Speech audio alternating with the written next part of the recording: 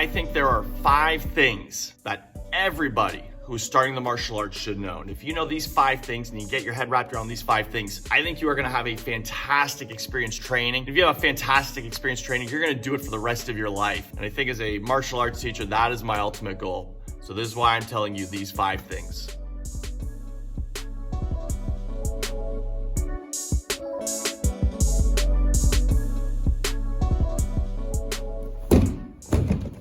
Okay, the first thing, the belt is not the end goal. Whatever style you train in, karate, Brazilian Jiu-Jitsu, Muay Thai, Tai Chi, whatever it is, however you are recognized as your rank is not the end goal. What should be your goal is just getting better, is working on something, crafting something, developing something, trying to perfect something. That should be your goal. That should be your goal. You know, the belt does not always represent skill level. You know, the belt represents some skill level, but also sometimes time and effort put in. You know, I think the martial arts should be for everybody from young to old and everywhere in between. And the abilities and skills of a 25-year-old are drastically different than a 50-year-old. And so if your school is only awarding belts to the people that are absolutely physically the best, I think you're missing out on something. And so what's really important is that you have an understanding of it is not about the belt. It is about you getting better. And the great thing is that you can feel like you are getting better after every class, day to day to day. And that is a great experience. Number 2, learning. Learning something new is a lot of fun. It is fantastic. It is incredibly rewarding. It is a real confidence booster, but it also requires developing focus. But learning takes time, and you need to learn how you learn. I know when I go to class, I train in Brazilian Jiu-Jitsu and karate, I will watch the instructor and I'll watch them do a technique, a move, and I go, okay. And sometimes I'm just trying to get a very big picture. I'm just trying to figure out sometimes which direction they are going. You know, after I figure out which direction they're going, okay, what are their feet doing? Okay, now what are their hips doing? What are their hands doing? Shoulders? You know, and I kind of break that body into lots of little tiny pieces, and that's what I try to learn. But that took me decades to learn. And now when I go into a new thing, I don't even think about it.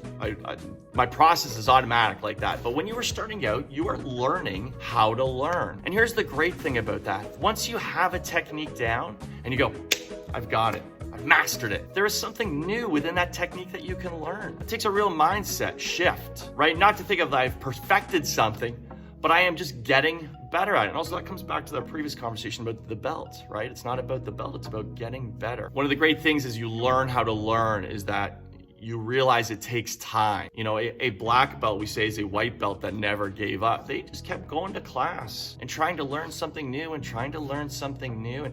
And they have that learner's mindset. And so if you can just get in that learner's mindset and be open to learning new things and having new experiences, you're on a great path in your training.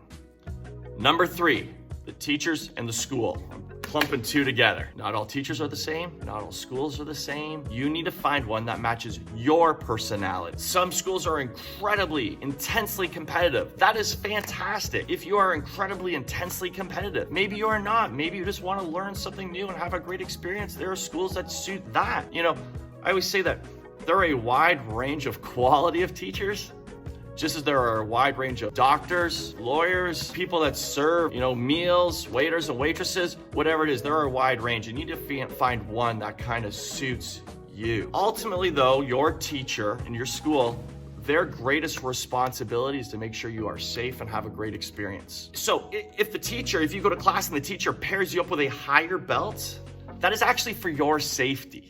They are not trying to sucker you into something. They are not trying to hook you in and get you messed up. You as a beginner are the most dangerous person on the floor.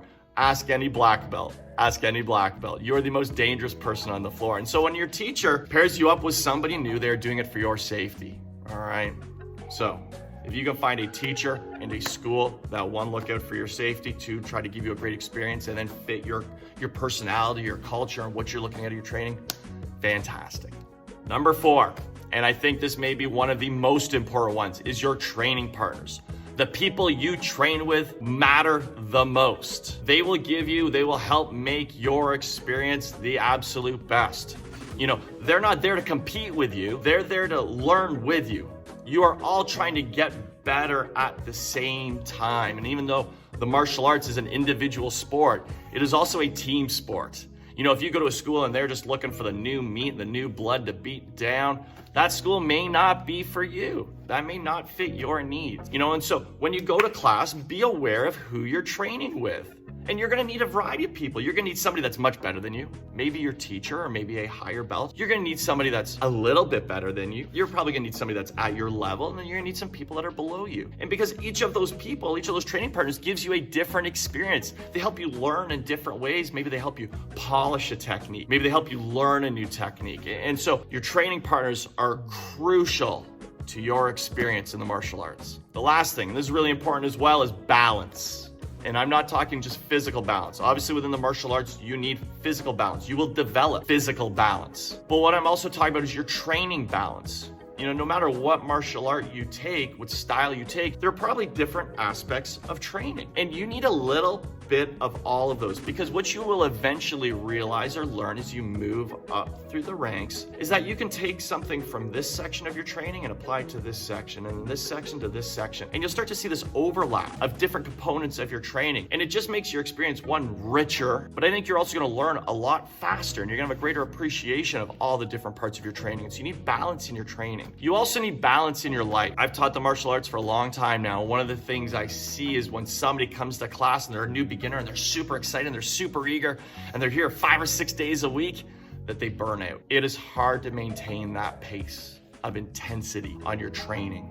And so you need some training. You probably need a little bit of work or a little bit of school. You need some home time. You need a good balance. You know, the training in the martial arts can be a marathon, and you trying to sprint out of the gates just doesn't work. It just doesn't work. Take your time, enjoy the process, be open to, like I said, learning, meeting new people. And if you do those things and you have really great balance, man, it's gonna be awesome. You're gonna be a fantastic martial artist. And that is it. All right, I look forward to seeing you on the mats. Take care.